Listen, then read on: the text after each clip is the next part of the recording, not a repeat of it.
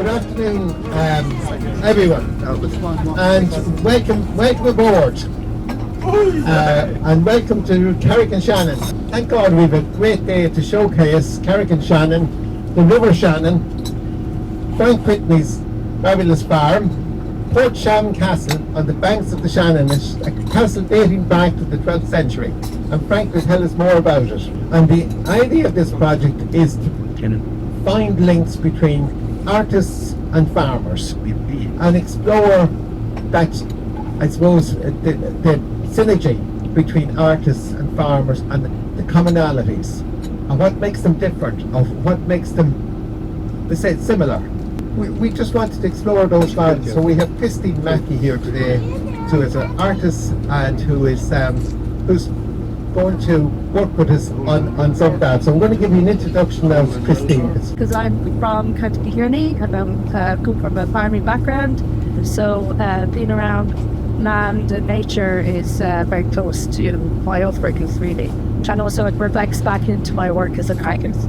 I collected some soil samples, so I'm really interested in merging kind of science and art. So I did a print of John's and Frank's farm. So this is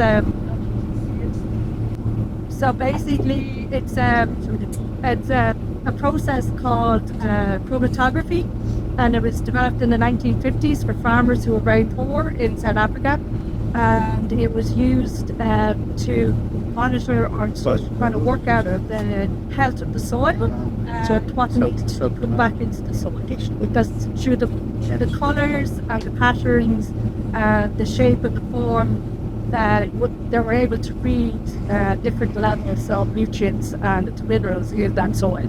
So for me, what I love about it is that artists are very good at revealing sort of hidden landscapes, what's beneath our feet, and the fact that there's this amazing world, this geological world that's under our feet that we never really kind of think about, because it takes hundreds and hundreds of years for soil to form, depending on what landscape you're in terms of the bedrock, etc. Maybe it might inspire us all to rethink when and what we cultivate in the future, and bring back those really complex levels of biodiversity.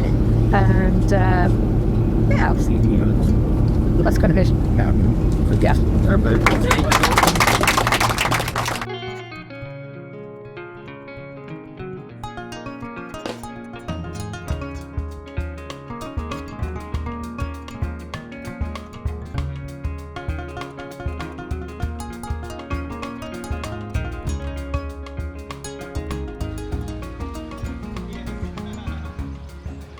Yeah, well, I was just explaining that we have a shorthorn suckler herd here. It's a pedigree herd, and I suppose shorthorns would be renowned as a traditional breed and also a sustainable breed. So I gave them a rundown on I suppose the numbers of stock on farm, the types of prices they'd fetch on the market, and the future plans regarding what environmental programs the farm is in. Sit you down, loyal comrades, sit you down for a while, till I spent my last hours around Erin's green isles. Come fill up your glasses and we'll drink hand to hand. For tomorrow I am leaving the shores of Lochbran. And the building that's there now, you can see it, the granary, was built in the late 1700s to accommodate the coach road.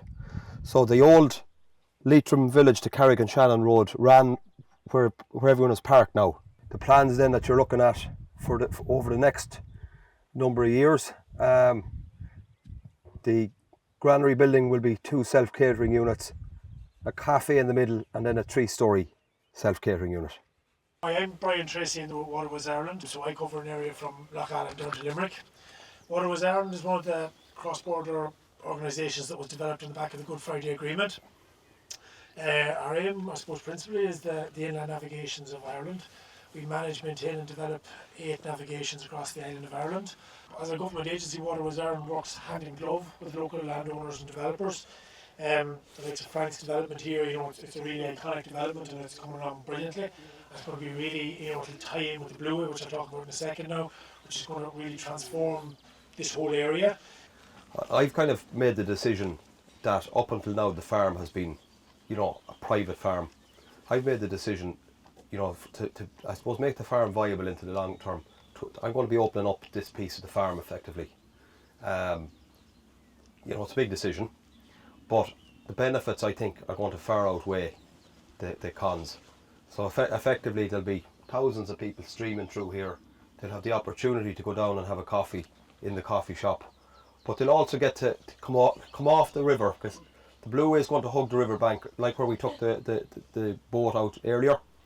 It's going to be along that waterway all the way, so there's an opportunity then to come into an actual working farm, see it and leave. And I do quite a bit of hiking on my time off, and I know what it's like, and the people that hike tend to be respectful to the environment, respectful to the countryside. There's some cattle out here. This bull here in the distance with the white socks, that bull is a Reserve All-Ireland champion. He was April born last year. There's another heifer calf out there, she's got white socks as well. Her sister is the bronze European champion that was judged just this year. There's a pretty spot in Ireland I'll always claim for my land, where the fairies and the blarney will never, never die. It's the land of my shillelagh, and my heart goes back there daily to the girls I left behind me, where we kissed and said goodbye. Most of the bits to do with the farming were interesting and forward-thinking. In terms of farm management and wildlife management, I think I've got a lot out of today. And I think I've got a lot out of looking around the orchard as well, which interests me greatly. So basically today, well, from my perspective, I wanted to make a link between John and Frank and myself in terms of connecting sort of material processes and look at some of the ideas that I've been working on over the years in terms of seeds and loss of biodiversity. And I began with the soil, so I took a soil sample from both farms, and then I made a sort of analogue photographic print of each farm through a process called chromatography, which is a scientific process to measure the health of a soil, and so you can see that through the colours and patterns and spikes as the photograph is developed through a kind of circular kind of capillary action with the soil material. And then because of Frank's orchard, I revisited some work that I previously looked at through the apples and the Irish orchard and the different variety of species that were once grown in Ireland.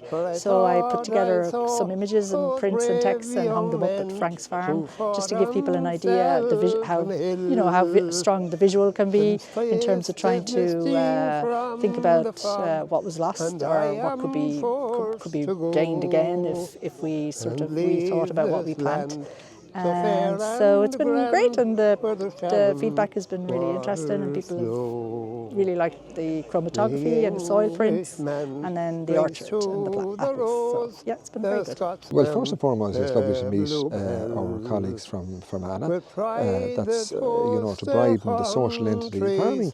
I suppose the community is what it's all about. It's creating the community that we're working together, we're sharing interests, sharing problems. Able to have the one canvas for everybody, yet there's different pictures coming from that. So we're able to collaborate, and we're looking forward to our trip down to Fermanagh on the next leg of this. And I think it's a great development to be doing, and the Leitrim Agricultural are a fabulous group to promote what's going on in Leitrim and Fermanagh. In all the islands I have been, I love my own the best. And if ever I return again, the first place I will go, it will be to lovely Leitrim, where the Shannon waters flow. Thanks very much.